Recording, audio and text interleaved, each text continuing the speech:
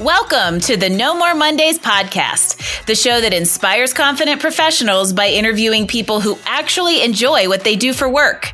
I'm your host, Angie Callan, and I welcome you to join me each week as I chat with founders, entrepreneurs, and employees who have figured out that special sauce, the magic, the mystery to having no more Mondays. It's another episode of the No More Mondays podcast, and I am super excited you decided to join us for this episode, Life Beyond Should. Today's guest is all about bold moves. You're about to meet Vicki Moore, and she and I have a few things in common, and one of those is reinvention. Vicki has taken risks and made big changes in her life, and like me, she's recreated, rebranded, and reinvented herself multiple times. After getting her MBA, Vicki spent 8 years in the corporate world where she managed large-scale training and marketing projects, and then she took a big leap of faith and started her own business. That business grew from a one-woman show into a team that delivered online events across the U.S. for 10 years. However, Europe called. In 2014, Vicki handed over the keys to a successful business, loaded up 3 suitcases, and moved abroad. And now, in what I'm going to call Vicki number 4, she's building a new business focused on helping people do exactly what she found the courage to do herself, and that is make a bold move. Here to talk about her budding new venture, the new book out on shelves, and to share some perspectives on taking risks and designing the life you've always wanted, let's welcome to the show, Vicki Moore. Hi, Angie. Thank you. Thank you for having me. You are so welcome. I'm excited to talk a little bit more about your journey today because admittedly, Vicki and I have gotten to know each other pretty well over the last month or two because we're working together to kind of build and launch this new venture of hers. And so what's funny about today's conversation is I don't know a lot of that kind of deep history in the career path that has landed her in Europe on this like second or third entrepreneurial adventure. So kind of let's dig in, talk about the new business. Let's introduce it to the world. Give us the details on what you're up to now. Okay. Yeah. So the new business, which I've dubbed More to Life Coaching, is really the result of my journey and what I heard from people all along, all of those big reinventions that you mentioned along the way. I basically completely reinvented my life once per decade. Every time I did it at the beginning of the change I was making, I constantly heard, "You're crazy. That's the stupidest thing I've ever heard of. You'll never succeed. Why are you doing that?" And then once I did it, on the backside of the change, I heard, "Oh, that's so brave. I wish I could do that. I've always wanted to, but..." And I started hearing this pattern so many times that I was like, well, the people that tell me I wish I could, of course you can. And I mean, that was what this series of experiences I had is what spawned the idea for the coaching business, because I really just feel like, people should realize that it's possible. These big, bold goals that they have are really possible to achieve, and they're not as daunting as they seem. We talk a lot about networking on this show, so I'm going to give you the power of networking. Earlier on this season, you heard guest Lynn Yap, who is how Vicki and I got connected about being a podcast guest, at which point we learned, holy cow, we need to work together in a way bigger way. And one of the reasons that was the case is that Vicki and I share that perspective on we're really accepting of mediocrity, especially in the United States. And we kind of just take the box that we're put in and whatever that traditional, this is what you're supposed to be doing. This is what society expects you to do. And, in a way, we trick ourselves into believing that it's not possible. And the more we buy into all of the things around us telling us it's not possible, the more we convince ourselves. And at some point, we've stopped ourselves from achieving our goal before we've even started. And that's really with the book and also with the coaching business, that's really the perspective that I want to help people change. I would love for you to paint us a little bit more of the picture of the background that got you here. So obviously the really big move across the pond is inspiration for this work to help others kind of consider whether or not a big life change like this is possible. But I know everyone would love to know how you actually did it and how you actually got the courage to do it and how your path kind of led you there. Sure. I'll tell you a little bit about that because it actually started with the move from the East Coast of the U.S. in Virginia to California. That was my first big dream, was to live on the coast. I always, from the time I was a child, I always dreamed on living of living on the California coast. And then finally, after I graduated from college, why don't I look for jobs where I want to live? And I actually started looking for work where I knew I wanted to be rather than looking for work where I already was. And that was really the first big step. It wasn't an all at once thing. I think people see big changes like this and they think one day you wake up and just change your life, but it wasn't like that. It was something that I had thought about for years and something I had been talking about for a while. And you mentioned the power of networking. I had been talking to people about what it was like to move across the country and, how to get a job and how to network. And Europe was my next big dream. It's like, oh, I've always wanted to live in Europe. It seems so exciting. I'd love to travel. How do I get there? But the selling everything and packing 3 suitcases and getting on the airplane was what the big courageous step that came at the end of 18 months of research and exploration and talking to people and trying it out. I mean, that's one thing that I would really recommend to people in this particular case in the move to Europe. I started house sitting for people in other countries. And I stayed for a few weeks and took care of a house in France. And then I took care of a house in Spain. And then I stayed in Canada for a week or two. And just the experience of being in a different country and seeing what life was like, I met people that had done what I wanted to do. And that made me believe it was possible. So I think the message there is that it's almost like there were baby steps in there. And then the intention, the research, it's not like you just jumped off the cliff with no parachute. Maybe, it's a loose safety net. So you're going to bounce a little bit, but it was an informed process. And I think process is the important word there. Yes. It was definitely an informed process. There were safety nets. Like you said, it was a loose safety net. I mean, but, in the case of the move to Europe and even the move cross country to California, I looked at the worst case scenario. Okay, what happens if I'm wrong? And in both instances, the worst case scenario was, well, I guess I'll go back home and, call my network and get a job. So the worst case scenario was survivable. So it's almost like when you make a big change, the next bigger change has like almost a little lower intimidation factor because you've kind of bitten the bullet and done it once. But we're so good at telling ourselves why not instead of asking what if. Mm-hmm. Very, very true.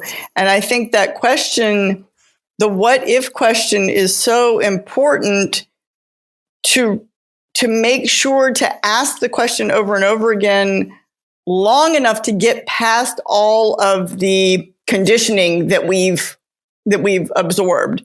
Because you start off with the what if, and most people start off with the negative.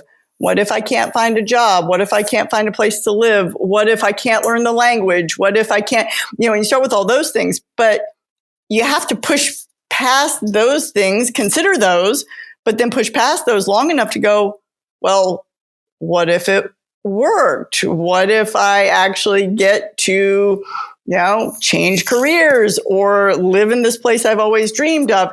And what types of information and things do I need to think about to make those what if it's possible scenarios more likely than the what if I fail scenarios? And I think people get too caught up in the what if I fail scenarios and forget to look at the other ones. I'm a big fan of the worst case scenario as your kind of your check and balance, because usually if you outline the realistic worst case scenario, it's not nearly as terrible as what we kind of grow in our heads. So I'm going to actually ask you to be a little vulnerable and tell us what was a failure in all of these processes, like a failure in a good way, something that was like a mistake or a misstep or a learning experience that actually turned out to be a blessing. So give us some more wisdom and kind of a personal anecdote to that. Well, I mean, actually, I'm still, you could say that I'm still actually living in the midst of one of my biggest failures, because when I moved to Europe, my dream of moving to Europe, Spain was the target. I was aiming for Spain. I had friends and a place to live and everything in Spain. I'm currently living in Germany. So I've missed my target by a few countries. And a lot of people would consider that a failure.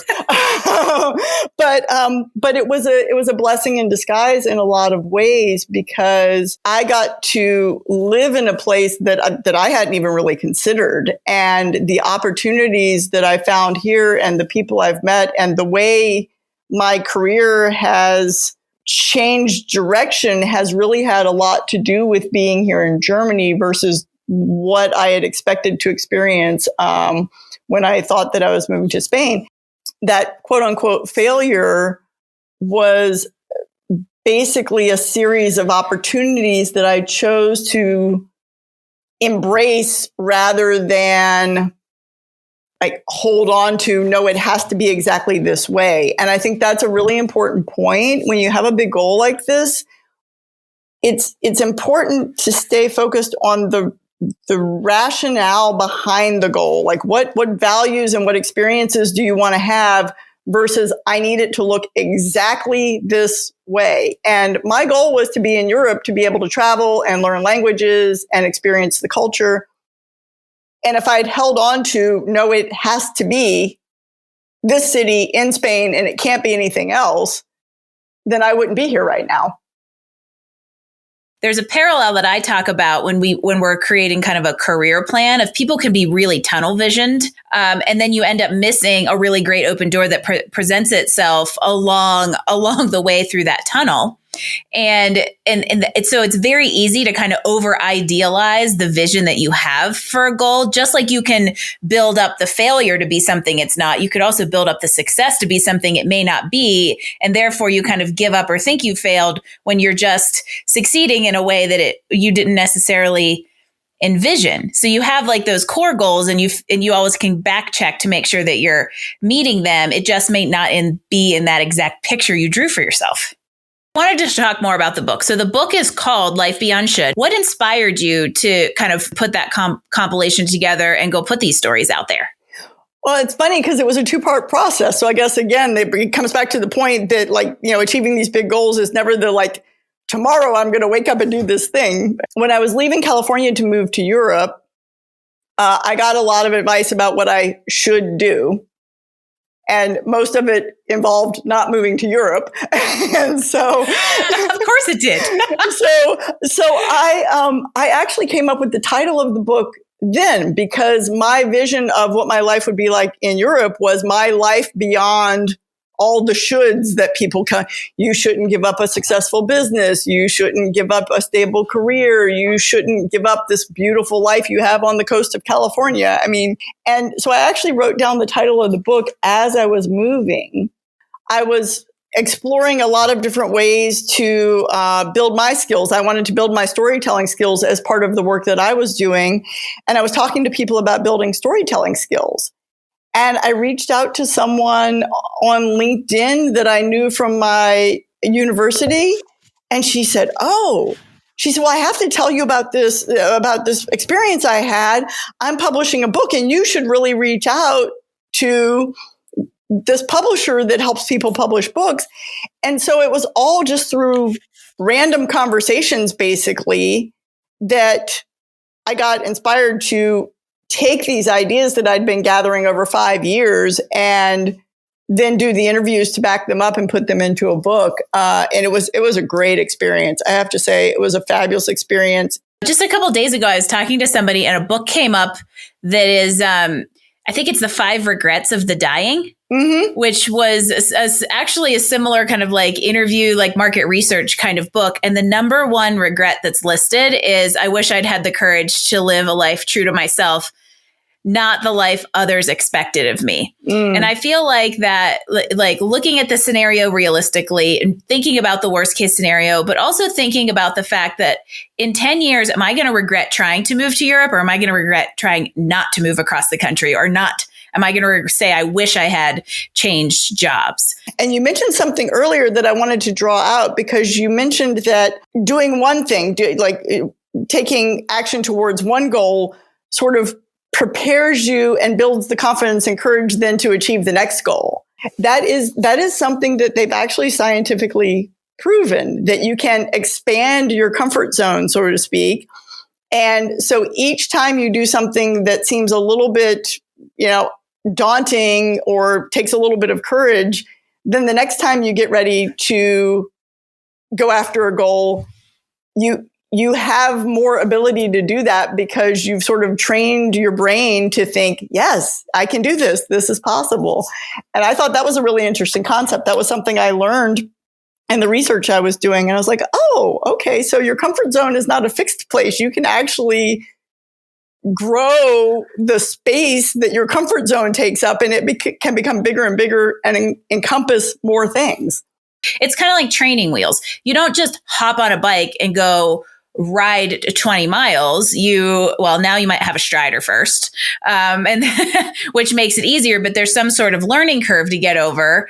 And then it makes each kind of next step less and less intimidating. One of the research studies had specifically to do with the word should and how we hold ourselves back by using the word should in our vocabulary. So if you say, I am fit and healthy, then you're more likely to act in a way that supports being fit and healthy. Whereas if you say, I should be fit and healthy, you've created this, like you've set yourself up to fail because already you've set what you want to be apart from what you are. You created a gap between you and what you should be versus just thinking the growth mindset, I am moving in this direction that I want to go in.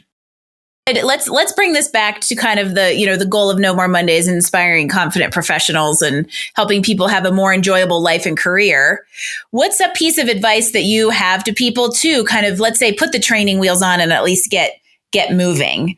Well, you just said it, actually. The advice is to do something that scares you in a little way. Take some small action. So whether it's reach out to that person in your network, make a phone call, send an email, do a little bit of research, do a trial run, take small actions until you're comfortable taking bigger actions. That's really my advice. And it goes back to that growth mindset. The biggest piece of advice is continually think, if something scares you, do it.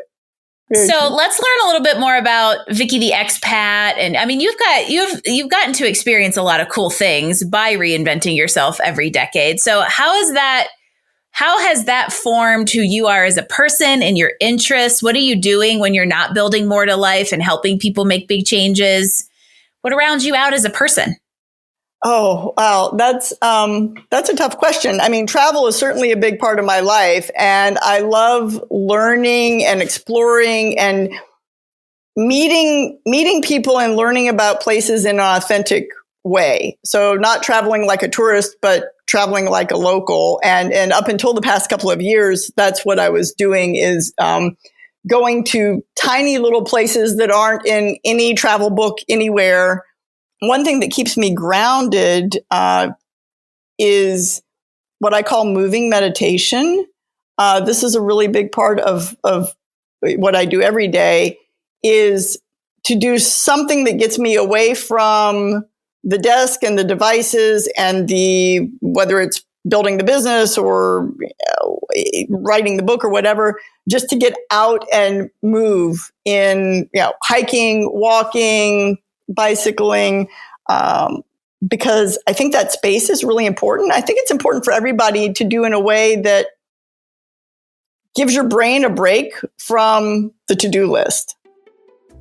Great time to start the game of rapid fire and get to know even a little bit more about you. Are you ready? I'm ready.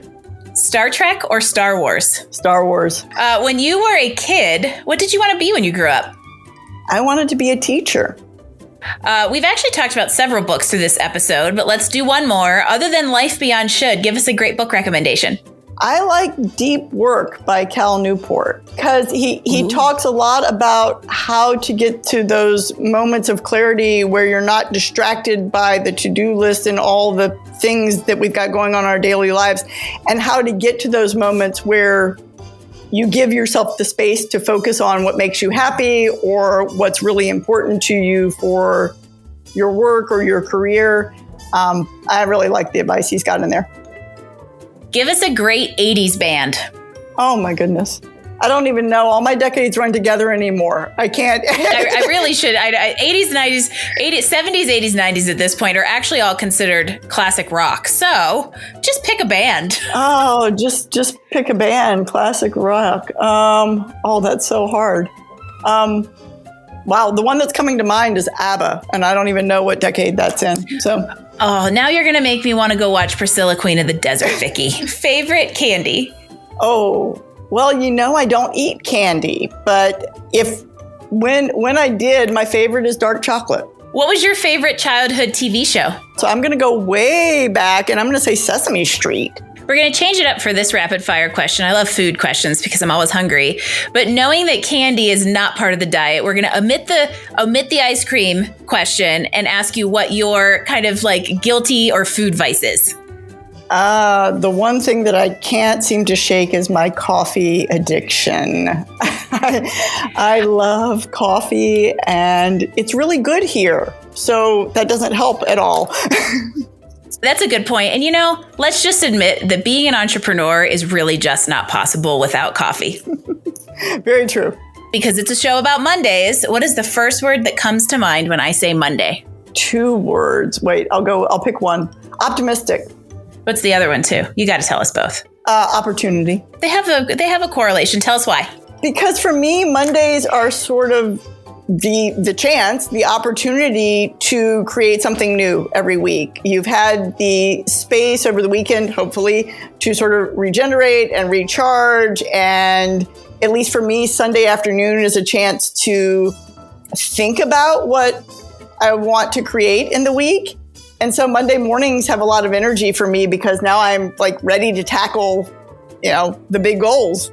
And as we kind of bring this awesome conversation to a close, I feel like you and I could talk about kind of like life philosophy and how to like break down fears and make changes all day long. It's super fun. So let everybody know where they can find you. Where can they find the book? How does everybody follow your continuing journey? Okay, so the book is easy. You can find both me and the book at lifebeyondshould.com.